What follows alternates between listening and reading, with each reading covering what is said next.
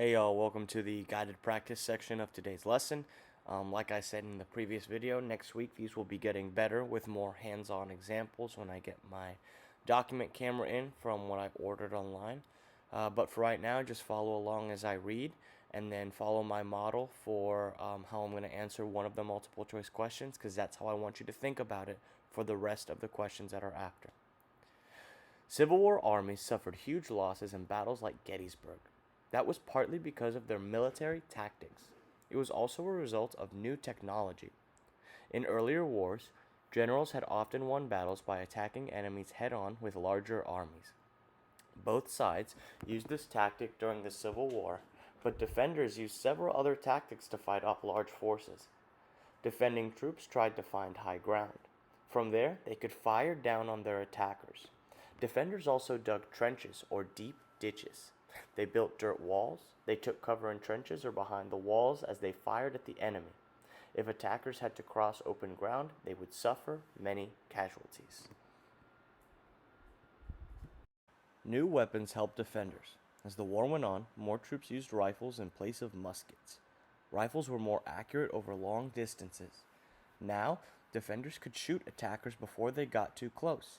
They could also fire deadly artillery, large heavy guns like cannons, at attackers. As a result, many bloody battles were no longer decided by troop numbers. In fact, battles often had no clear winner. Other new technologies also made the Civil War deadly. Railroads helped armies move quickly, especially in the North. The South began using the telegraph to send messages over long distances. Union spies watched enemy movements from hot air balloons, and, for the first time, ships with iron plating fought each other at sea. Civil War combat was both frightening and dangerous. Attacks on enemy positions usually started with artillery fire. These big guns filled with air with deafening noise and clouds of stinging black smoke. Often, troops could not see each other or their enemies, but they could hear the shouts of their commanders and the screams of the wounded. Commanders then ordered troops to advance. Soldiers walked or ran in rows, elbow to elbow, each row only 13 inches behind the row ahead. Drums beat a pace of 110 steps per minute. Bullets and artillery shells tore into the attackers, causing terrible injuries. Troops fell over the fallen bodies of their fellow soldiers. Nearing enemy lines, the attacking troops placed bayonets on their rifles. Then, they charged toward their opponents who were firing at them from cover. The soldiers, used to short-range muskets, sometimes waited too long to fire. Their newer rifles had a longer range. When the two sides drew close, men fought face to face. They were just a few feet apart when they fired their guns. They often only had time for one shot.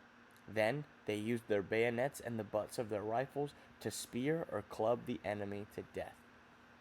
When battles finally ended, thousands of soldiers on both sides lay dead. Wounded men cried out in thirst and pain. Many of them died before they could get help.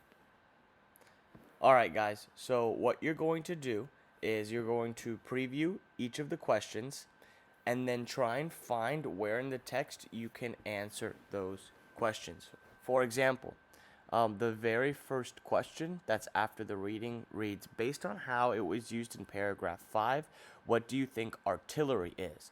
So what you'll do is you'll count the number of paragraphs, since we can't number on our computer, and you'll find paragraph 5. You will reread the whole paragraph. It's not that long, I promise.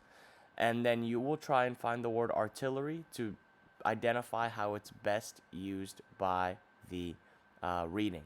Remember, if you have any questions or any comments, feel free to email me or have your parents send me a message in talking points. Thanks.